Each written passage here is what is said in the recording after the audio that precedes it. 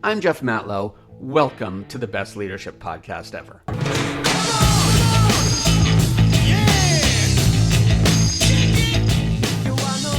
Welcome back to the best leadership podcast ever, where every week we reframe your daily habits to help you catapult your career. My name's Jeff Matlow. I'm a 3-time entrepreneur and executive coach, and I help leadership teams become collaborative, highly productive units. But that's not what I want to talk about today.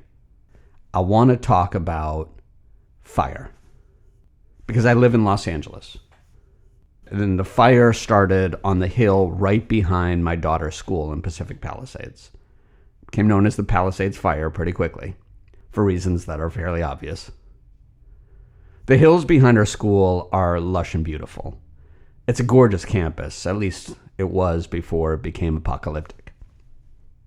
We're one of the few families at the school that actually don't live in the Pacific Palisades. We live in the neighboring town called Brentwood. Most families that go to our school have lost everything: their homes, their personal belongings, in many cases, even their pets, in the most horrendous way you could think of. It's all in ashes, literally and figuratively. A lot of people were at work when the fire started, so they didn't even get a chance to go home and grab the things they wanted to before it was gone. It all got destroyed. Little did they know when they were leaving their house that morning that they wouldn't have a house in another 4 or 5 hours. But to understand the Palisades fire, you have to understand the winds. On that day, Tuesday, January 7th, 2025, there was already a red flag warning throughout Los Angeles. It was already predicted to be the worst windstorm to hit the city since 2011.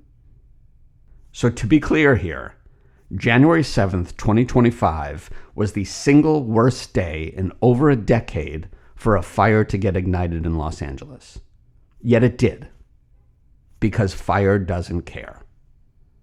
So with one spark, 65-mile-per-hour winds stoked the fire and then blew millions of hot embers down the road to ignite other fires. That's how it works when the wind is at your back. You move a lot faster than you ever expected. Sometimes that's good in life, and sometimes it's bad. In this case, it was bad. Very bad. It's how the fire quickly and brutally destroyed all the Pacific Palisades and began devouring the edges of Malibu and Brentwood. Now, I wouldn't say we live in an upscale part of Brentwood, but it's all kind of relative. The home prices around us are in the $2 to $3 million range. But 5 blocks up the street is where real estate prices hit $10 million and above. And when I say above, there are more than a few $30, $40, $50 million houses there. In fact, Kamala Harris lives 1.5 miles from us up the road. So does LeBron James and Jim Carrey and lots of other people that you do and don't know. For a fire to get to us, it has to burn through them. In the past, when other fires have occurred, I've told myself that it will never happen. Those type of properties will never be destroyed by fire. Those types of people will never have those types of problems. But I was wrong. Fire, as it turns out, doesn't give a shit about money or celebrity or material things. Fire doesn't care about anything but destruction. And when the evacuation zone moved to within 5 blocks of us, things started getting real. It was time to pack our bags and get ready to bug out. Now listen, we own a modicum of stuff here, my wife, daughter, and I, no more than the average person. I wouldn't say we're overly material people. We don't need super fancy cars or wildly expensive jewelry, but we enjoy comfort. We like cool new things. I love new technology, and we love our keepsakes. A lot of what we have has enormous sentimental value, but fire doesn't care about our sentiments. Some of our stuff has monetary value, but fire doesn't care about money. When you're confronted with a force that doesn't care about anything you do or anything you have, how do you react? Listen, this is a leadership podcast, so I'm going to take a quick second here to relate this to leadership without, I hope, disrespecting the people who have lost so much from these Los Angeles fires. Because whether it's a fire or a toxic work environment, when you're in a challenging situation that's causing emotional strain, you have to come to terms with what is most important to you. You can't move forward until you're clear on your priorities. If you had 30 minutes to figure out the most important things in your life, what would you choose? For me, the people I love come first, without question. But beyond that, in a house full of treasured things where all you get is what you can carry, what things are the most important to you?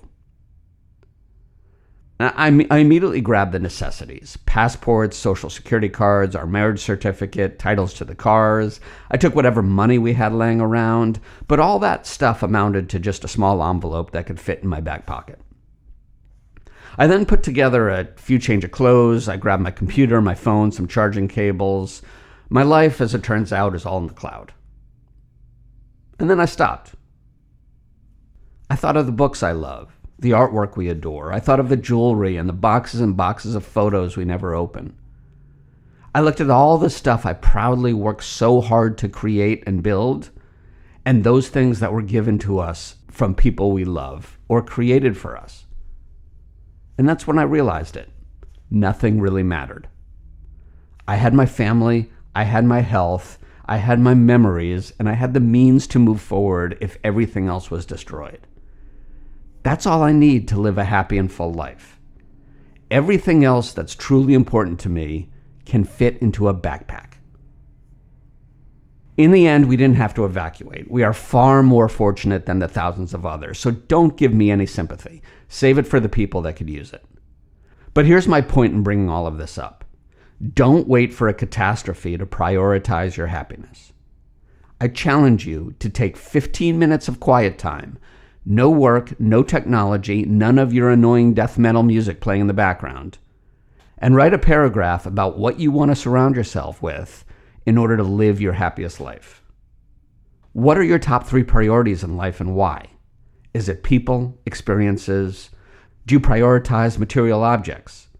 Do you want a different job, a different relationship? Do you want to live in a different location? Whatever your answer may be, whatever happiness looks like to you, it's not wrong. So do it. Because odds are that one day you're going to face the fire. It may not be the burning hot kind of fire that scorches the earth and leaves lives in ruins, but it'll still be a fire forcing you to face your priorities. Maybe you're in the fire right now. Only you know that. So make sure you know what will make you happy, because the fire doesn't care. It will take everything from you if it can. If you want to know how to help the victims of the fire, go to thebestleadershipnewsletter.com and look for This Week in Leadership, January 16th edition. Thank you for listening. I appreciate you all, and I'll talk to you next time.